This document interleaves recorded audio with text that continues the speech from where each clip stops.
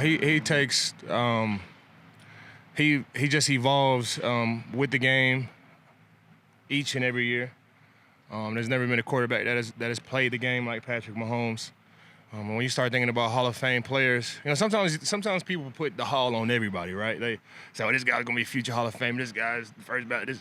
Patrick Mahomes is the definition, of a Hall of Famer. He changed the game. Nobody has ever played the game like he has. He's left a mark on our sport. He left a mark on our league. He's influenced his teammates to play at a higher level than what they normally would. And he has other Hall of Fame players, too, around him. Travis Kelce, over the years, had battles with all of those guys. And I wouldn't even call them battles like these last couple of years in Denver because they just win them all. But, whenever you go against great players time after time after time, you just build this respect for players. And, Travis Kelce and Patrick Mahomes and Chris Jones, they have a team full of guys. And Frank Clark is rushing his off too. So they got a really, really tough team. I haven't played the Kansas City Chiefs in 2 years. Last year I got traded before, we can play them. In 2020 I was out for the whole entire year. But offensive line looks different. Mitchell Schwartz was, Mitchell Schwartz gave me the hardest of times, like when he was there. And I always had respect for Mitchell Schwartz, one of the best right tackles that I ever played in my whole entire career, if not the best, because I played him so much. I'm not afraid to say he was the best, right tackle that I played. He's retired now, but I think they definitely, filled those spots in with great players as well. Orlando Brown is a great player. Wiley on the right side is a great player. And they got Thuney on the inside and Humphreys. I was with Humphreys at the Walter Payton Man of the Year award ceremony, so I got to be around him and to see what makes him special. So they got a really, really great team and got a full roster of wide receivers as well. They got a really, really tough team. It doesn't look like the Kansas City Chiefs team that I played when I was in Denver, but it's still the same style. Andy Reid and Eric Bieniemy, they've done a great job for so many years. So I can sit here and talk about the Kansas City Chiefs all day. Like, I just got so much history with those guys, so much respect for Patrick Mahomes especially. Texas guy. We got the same financial advisor. So no matter what I do, I could just never get away from Patrick Mahomes. He's always running away and throwing left-handed passes on me on and off the football field. So I got a lot of respect for all of those guys. It's going to be a tough game. Like all the games that we played this season. Every single game has been tough. There are no freebies in the NFL, but it's a game that we're excited about. It's a game that I'm excited about, and I'm looking forward to going back to Arrowhead Stadium.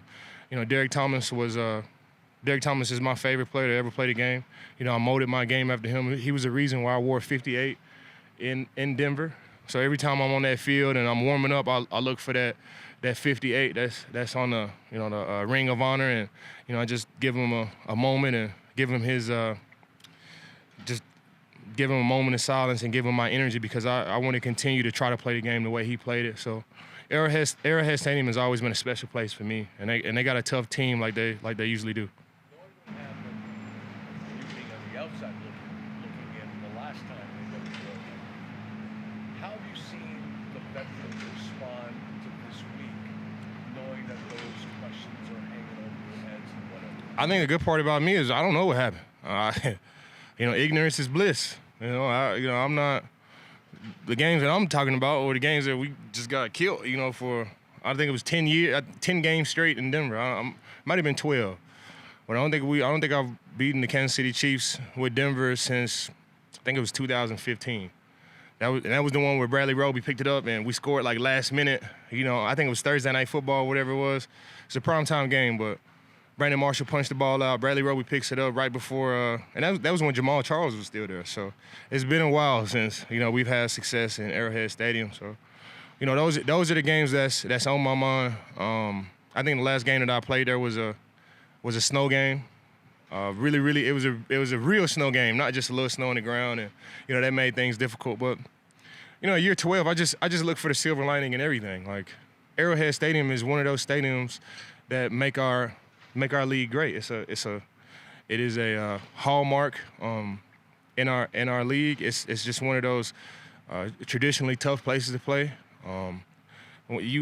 you realize that you're in the NFL when you go to the Arrowhead Stadium, and this is what NFL football is all about. So, year 12, I look for the silver lining and everything, and it's a special place to go play. It's a special, moment in time to play against Patrick Mahomes in his prime. Like, these are the games that, my son and our kids are like research us up to see how we like play. So, it's just a special moment, when they're doing Patrick Mahomes like his Hall of Fame highlights and they going through all of his games. These are the games that that they're gonna pull up. So I definitely want to take advantage of this moment.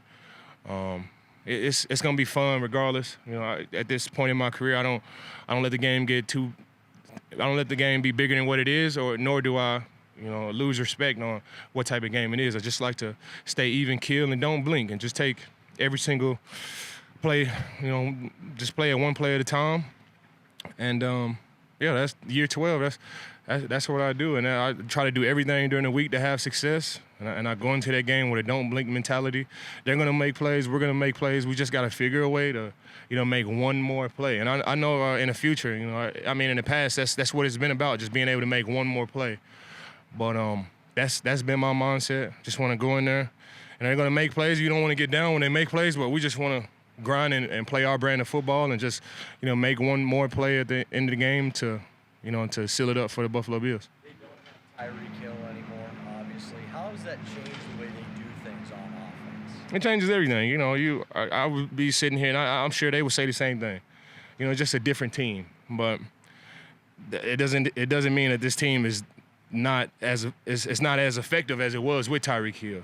I think when Tyreek Hill, Travis Kelce, Patrick Mahomes, they just had this special connection. It was special, to watch, and it's special to play against. I remember when we played, first time I played against Tyreek Hill, Christmas, I think it was a Christmas game back in 2000 and I want to say 16 or 17, and that's when the jet sweeps and stuff was like, that's when the first time you see it, because they usually fake it, but this time they're giving it to Tyreek Hill, and before you know it, he was around the corner.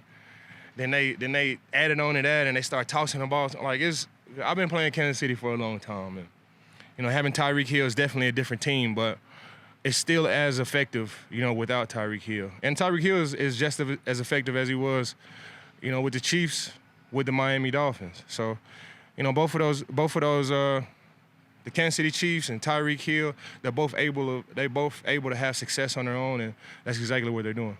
You were mic'd up the other day. I think the Bills tweeted out a video of you when you were watching the 98-yard touchdown and maybe on the Jumbotron, and I think you said unbelievable 4 or 5 times.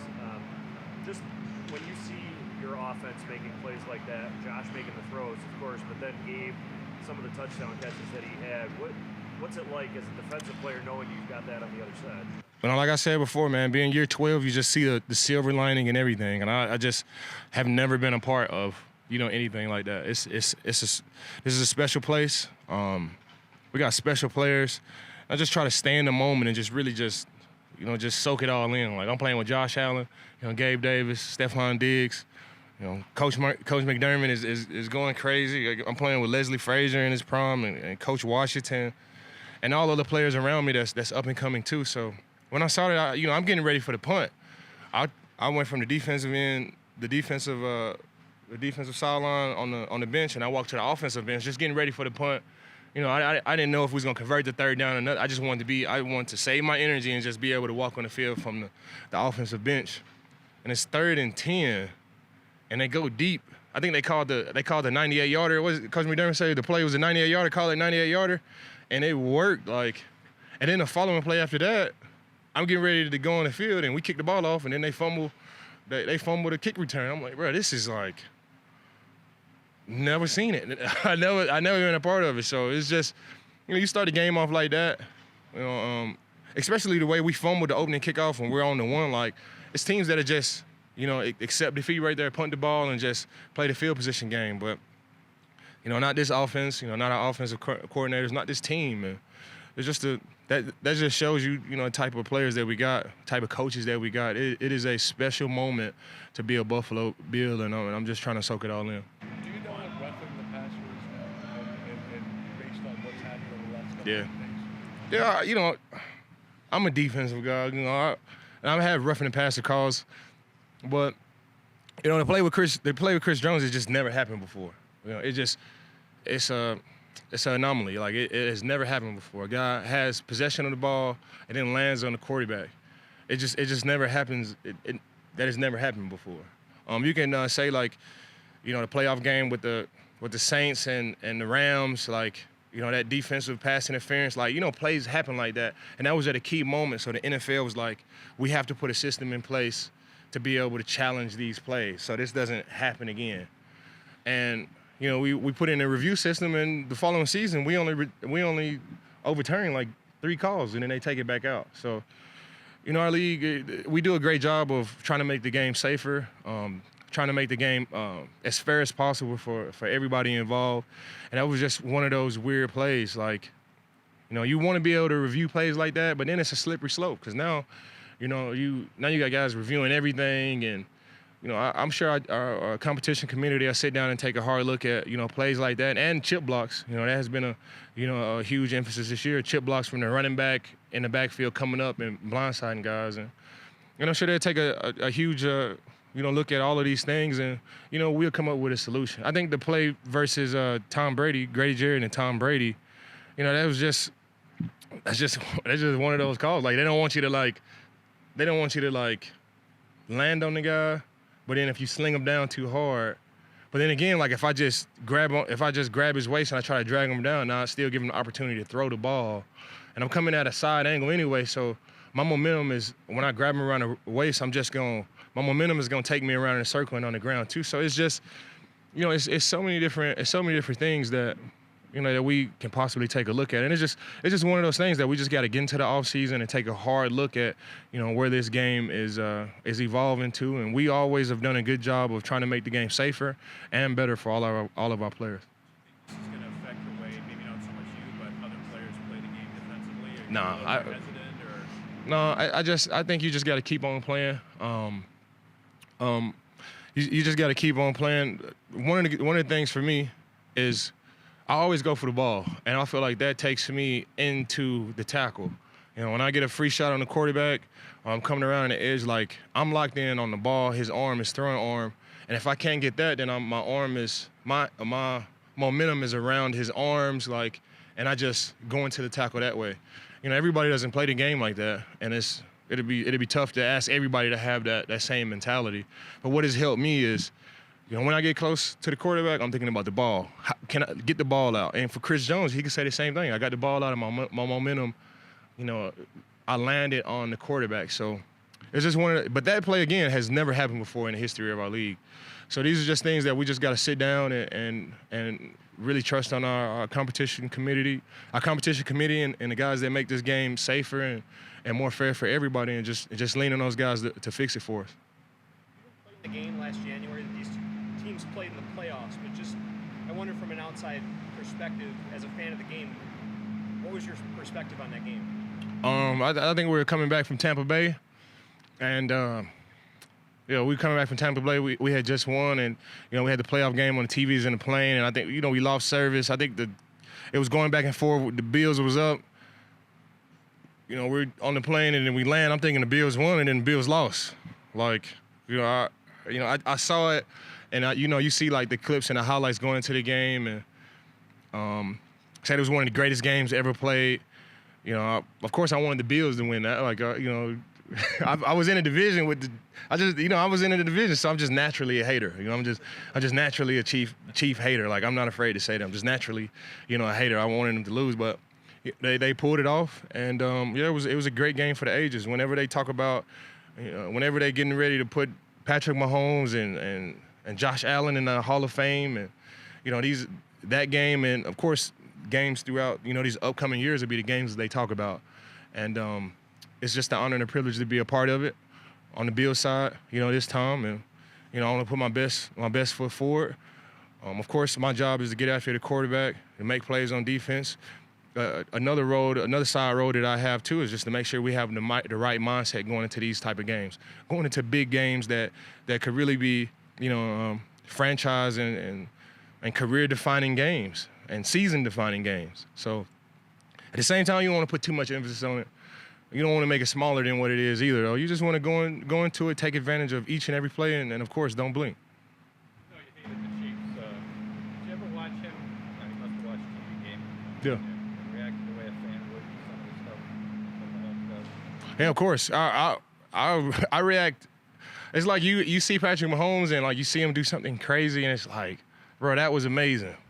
Dang, how they let that happen? You know, you're in awe because you have to respect it, and it's just, I think Travis Kelce calls him the Magic Man. Like, you know, you just have to respect it, and at the same time, you want to root for the underdog. Like, you want to see like.